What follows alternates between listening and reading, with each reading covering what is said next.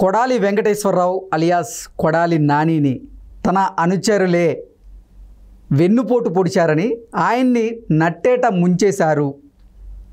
ఆయన తరపున ఎన్నికల్లో డబ్బులు పంచకుండా కొడాలి నానిని ఆయన ముఖ్య అనుచరులు మోసం చేసి ఆ డబ్బును కాజేసి వారు విదేశాలకు పారిపోయి అక్కడ జలసాలు చేస్తున్నారు. కేవలం వారి వల్లే ఈసారి గుడివాడలో కొడాలి నాని ఓడిపోబోతున్నారు అంటూ రకరకాలుగా కొన్ని వార్తలు సోషల్ మీడియా వేదికగా చక్కర్లు కొడుతున్నటువంటి నేపథ్యంలో ఈ అంశం మీద మనతో మాట్లాడేందుకు ప్రముఖ సీనియర్ జర్నలిస్ట్ డివిఎస్ గారు మనతో ఉన్నారు. సార్తో మాట్లాడదాం. సార్ నమస్తే. సార్ నమస్తే.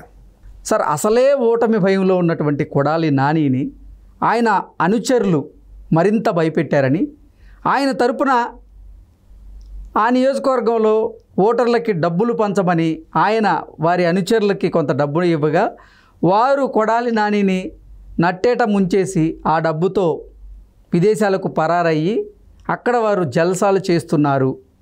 ఈసారి డబ్బులు పంచలేదు కాబట్టి కొడాలి నాని గుడివాడలో గెలవడం కష్టం అనేటువంటి వార్తలు రకరకాలుగా వస్తూ ఉన్నాయి. ఏంటి సార్ దీని మీద మీ విశ్లేషణ?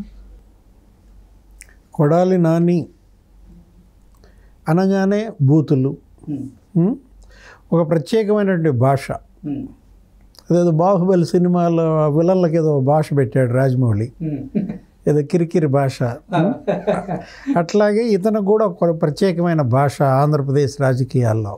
నోరు తెరిస్తే బూతు, ఇంకా నీ అమ్మ ఇదే తప్ప ఇంకా వేరే ఏమీ ఉండదన్నమాట. అలాంటి కొడాలి నాని రేపటి ఎన్నికల్లో ఓడిపోతున్నాడు అనేది ప్రజల్లోకి బలంగా వెళ్ళింది. ఎందుకంటే విసిగిపోయారు. విసిగిపోయిన పరిస్థితుల్లో ఎట్టి పరిస్థితుల్లో గుడివాడ అంటే అది ఎన్టీ రామారావు ప్రాతినిధ్యం వహించిన నియోజకవర్గం. అలాంటి నియోజకవర్గానికి తన అప్రదిష్ట తీసుకొచ్చాడు. అవినీతి కుంభకోణాలకి పాల్పడ్డాడు. పెద్ద ఎత్తున అక్కడ భూ కబ్జాలు, అక్కడ గంజాయి, క్యాసినోలు, పేకాట, లిక్కర్ మాఫియా, ఆ ఇసుక మాఫియా, అనేక రకాలుగా మనం చూసాం. దాన్ని ఏదో గడ్డం బ్యాచ్ అంట, దాని పేరే గుడివాడ గడ్డం బ్యాచ్. ఈయనకు కూడా గడ్డమే కదా. అంటే వీళ్ళ యొక్క అనుచరులు, వీళ్ళ తమ్ముడు, ఆ చిన్ని, వీళ్ళందరూ కూడా గడ్డం ఉంటుంది అనుకుంటారు. ఆ గుడివాడ అంటేనే గడ్డం బ్యాచ్ అయిపోయింది. ఇప్పుడు గడ్డం బ్యాచ్ నుంచి గుడివాడ విముక్తి చేసే బాధ్యత ఎత్తుకుంది ఎవరు? అక్కడ తెలుగుదేశం అభ్యర్థి వెనిగళ్ళ రాము. అతను ఎన్ఆర్ఐ అనుకుంటా. అక్కడ ఏదో కంపెనీలు పెట్టుకుని అక్కడేదో కొంత సంపాదించిన సొమ్ముతో ఇక్కడ వాళ్ళకు ఉపాధి కల్పిస్తూ ఇక్కడ కూడా సేవలు చేస్తూ గత కొంతకాలంగా గుడివాడలో చారిటీ యాక్టివిటీస్ నడుపుతున్నాడు ఒక ట్రస్ట్ ద్వారా. అంటే ప్రజల ముందు ఉన్నదేంటి? ఇప్పుడు సర్వీస్ వర్సెస్ క్రైమ్. సేవ కావాలా, నేరగాళ్ళు కావాలా? సేవకులు కావాలా, నేరగాళ్ళు కావాలా అన్న దాంట్లో గుడివాడ ప్రజలు మరి వాళ్ళకి సేవకులనే కోరుకున్న దీంట్లో ఇతను పంచమని ఇచ్చిన డబ్బులు కూడా తీసుకుని ఎగనామం పెట్టి పారిపోయారంట. ఇప్పుడు గుడివాడలో వీళ్ళ నాయకుడు, వైసీపీ నాయకుడు ఎవరో ముస్లిం మైనారిటీ నాయకుడు బేగ్ అనే అతను ఒక వీడియో వదిలాడు. 4 వార్డుల్లో కౌన్సిలర్లు గుడివాడ టౌన్లో మీరు 7 కోట్లు ఇచ్చారు. చిన్ని అన్న అంటే నాని తమ్ముడు అనమాట. ఆ 7 కోట్లు తీసుకుని వాళ్ళు పారిపోయారు. గోవాలో ఉన్న వాళ్ళు కొంతమంది విదేశాలకు పోయి ఎంజాయ్ చేస్తున్నారు. మీరు వీళ్ళని పిలిపించి ఆ డబ్బులు వసూలు చేస్తారా, చెయ్యరా? ఆ డబ్బులు కనుక ఇవ్వకపోతే కళ్యాణ మండపానికి పిలిపించి వాళ్ళ మీద కుక్కలను వదలండి అన్నాడు. అంటే కుక్కల్ని ఎంతమంది మీద వదులుంటారు? కుక్కలను వదలడమే పనిగా పెట్టుకున్నారన్నమాట ఈ 5 ఏళ్ళు. అంటే వీళ్ళ కుక్కల బారిన పడి ఎంతమంది బాధితులు ఉన్నారో గుడివాళ్ళు అర్థం చేసుకో. అంటే కళ్యాణ మండపం అనేది ఒకటి ఉంది. అక్కడ కళ్యాణ మండపంలో జరిగే పంచాయతీలన్నీ ఇవే అన్నమాట. పిలిపించటం, కొట్టడం, వసూళ్ళు చేయటం, అడ్డా అన్నమాట. అది దందా అన్నమాట. అంటే ఏ విధంగా గుడివాడలో దందాలు జరిగాయి, భూ కబ్జాలు జరిగాయి మనం చూసాం. ఎవరో ఒక తండ్రి, ఒక వీడియో మనం చూసాం. పేరెంట్ అన్నమాట. వాళ్ళ అమ్మాయి చదువుకుంటోంది. ఆ చదువుకునే అమ్మాయిని అక్కడ ఉన్నటువంటి ఆ గంజాయి బ్యాచి వేశాడు. వెంటనే ఆయన ఇంట్లో గంజాయి పెట్టారు. ఆ బాధిత తండ్రినే పోలీస్ స్టేషన్లో వేశారు. అతని ఆవేదన సెల్ఫీ వీడియోలో ఇచ్చాడు. ఇలా అనేక కథలు. గుడివాడలో ఏ ఇంటిని కదిల్చినా ఈ వెదలే, ఈ కన్నీటి వెతలే అన్నమాట. అంటే గంజాయి మాఫియా అక్కడ ఎంతగా రెచ్చిపోయిందనేది కనపడుతుంది. దాని పేరేంటి? గుడివాడ. గుడివాడ ఆధ్యాత్మికతకు గుర్తుగా పెట్టుకున్న ఊరది.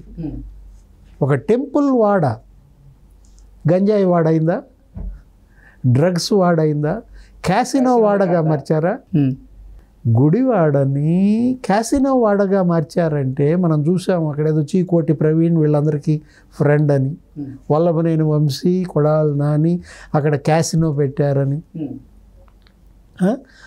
జరిపినటువంటి ఆ 3 రోజుల్లోనే నీకు పెద్ద ఎత్తున నగదు 100 కోట్లు క్యాసినో సొమ్ము కాజేశారని. అసలు పేకాట జూద గృహాలు పేటరైపోయాయి. గతంలో ఎప్పుడూ లేవు అన్నమాట. జూదవాడగా మారింది ఏది? గుడివాడ. గ్యాంబ్లింగ్ వాడైపోయిందన్నమాట. అంటే గ్యాంబ్లర్సు, స్మగ్లర్సు, ఈ మాఫియా మూకలు వీళ్ళంతా కూడా చేరారంటే అది ఒకప్పటి గుడివాడ కాదు. ఎన్టీ రామారావు ప్రాతినిధ్యం వహించింది ఈ గుడివాడక. అక్కినేని నాగేశ్వరరావు పుట్టింది ఇక్కడ. ఏఎన్ఆర్ కాలేజ్ అనే ఒక మంచి కాలేజ్ ఉండేది అక్కడ. ఆయనే కట్టించాడు అక్కడ కాలేజీ. అక్కినేని నాగేశ్వరరావు, ఎన్టీ రామారావు వీళ్ళంతా కూడా అక్కడ వచ్చినటువంటి ఆ ప్రాంతం.